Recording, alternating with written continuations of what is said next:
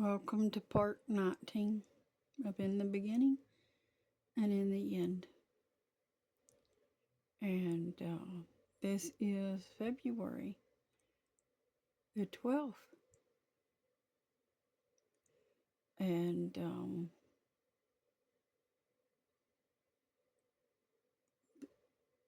we're going to jump straight on back into the book of Genesis.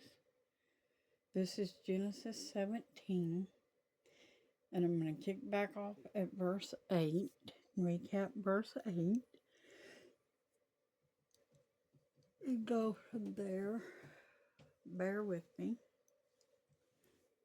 Yesterday I had some other things that needed some attention that I had to do for the Lord. So, but I do want to say something before I get back into this Genesis. In part 16, I made a statement to Pottus that if he was going to take Gaza, that to go ahead and take it if that was his thoughts, but to give Bibi back his people. I would like to clarify something. You do not have the permission of God, United States, Pottus, to take Israel or any part of it. That land belongs to the Jews, and no one has the permission of God to take what he has already given to the Jews. That is his covenant with Israel forever. And you do not have the right to take what is not yours. That was not given to you by the Lord. Just to clarify that. Stealing something, taking it, is not the same as God giving it to you. It is not given to you. Just to state that for the record.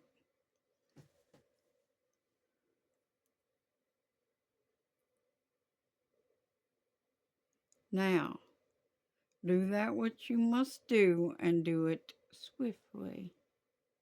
Do it quickly.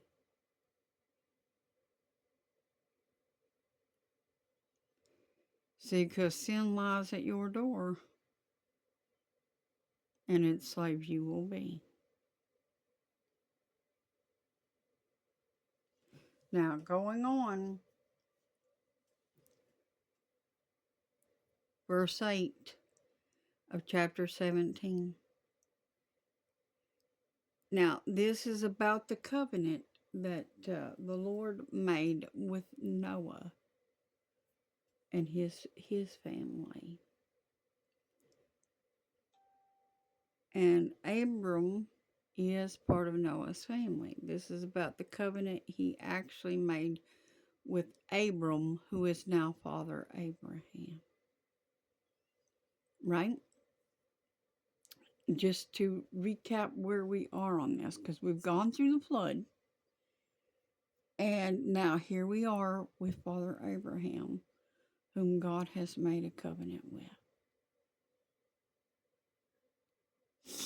And I will give to you and your seed after you the land wherein you are a stranger, all the land of Canaan, for an everlasting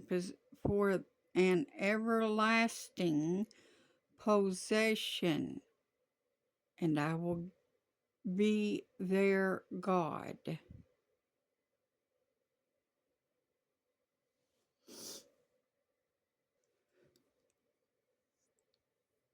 But here God is telling Abram that he will give this land to his. I will give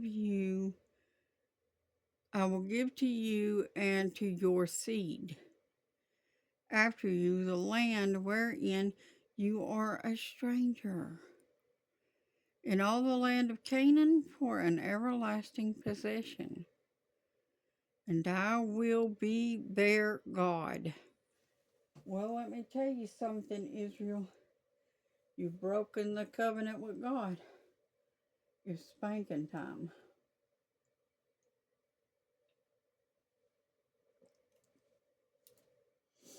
You can't give away what God gave. You can't take away what God gave. That is not your right. Remember that potus. God gave this to Abram's seed, as Father Abraham. You do not have clearance to take away what God has given. And God said to Abraham, you shall keep my covenant therefore, you shall keep my covenant, therefore, you and your seed after you in their generations.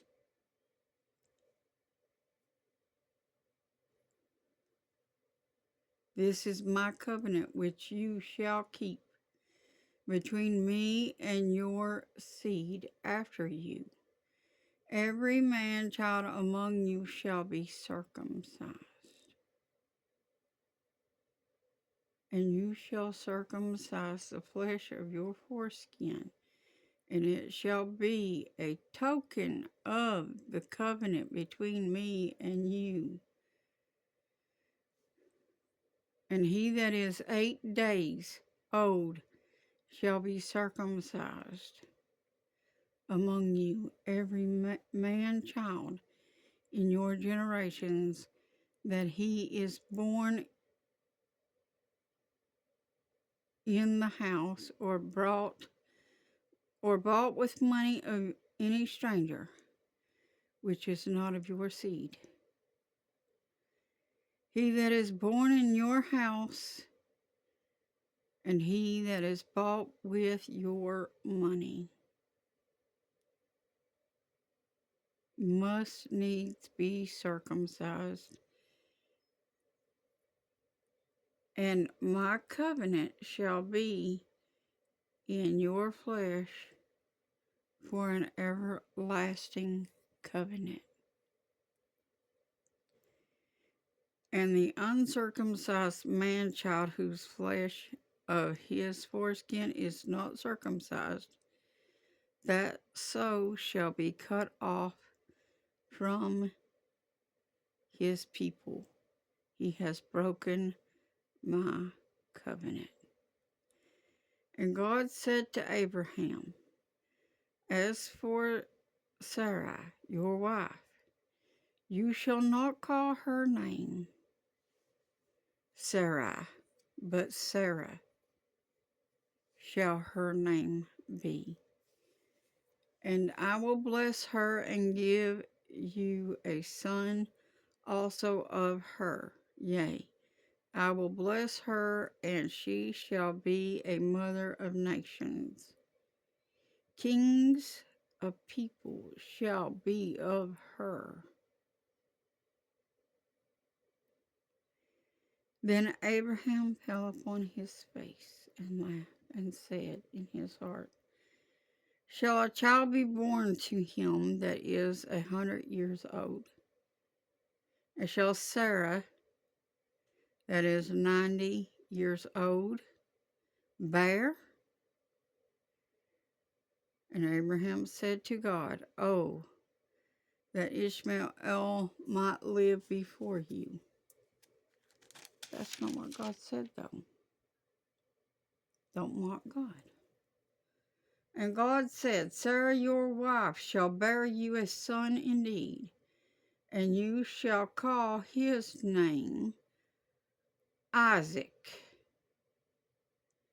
And I will establish my covenant with him for an everlasting covenant, and with his seed after him. Where is Isaac's seed for this everlasting covenant to worship the one true God? As for Ishmael, I have heard you. Behold, I have blessed him, and will make him fruitful, and will multiply him exceedingly. 12 princes shall he father, and I will make him a great nation. See, Ishmael wasn't going without anything. God did not forget him. God did not forsake him. But my covenant will I establish with Isaac, with Sarah, which Sarah shall bear to you at this set time in the next year. He even told him when she was going to have this child. 91-year-old, going to bear him a child at 91 years old. Don't you tell me God can't do these things. And he left off with him, and God went up from Abraham. And Abraham took Ishmael, his son, and all that were born in his house, and all that were bought with his money, every male among the men of Abraham's house, and circumcised the flesh of their foreskin in the selfsame day, as God had said to him. And Abraham was 90 years old and 9. He was 99 years old. Gonna be a papa at 99 years old.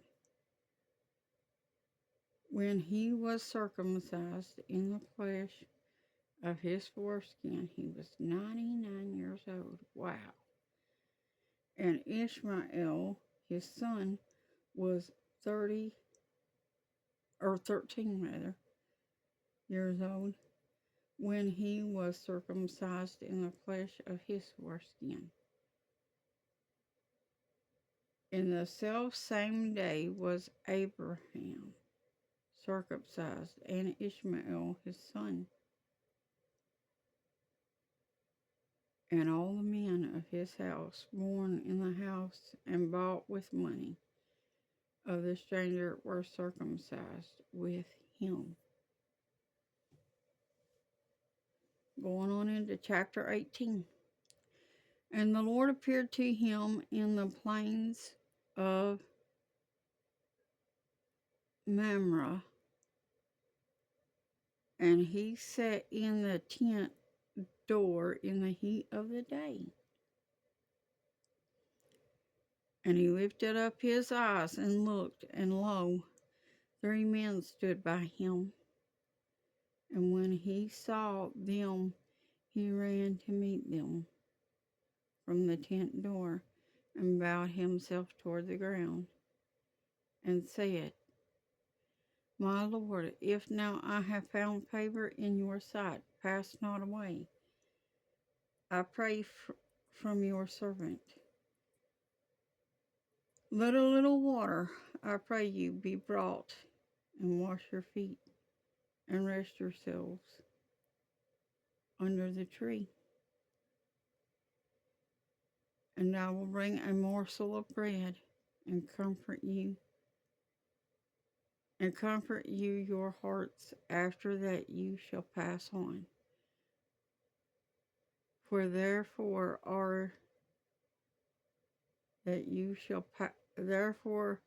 are you come to your servant. And they said, So do as you have said. So do as you have said.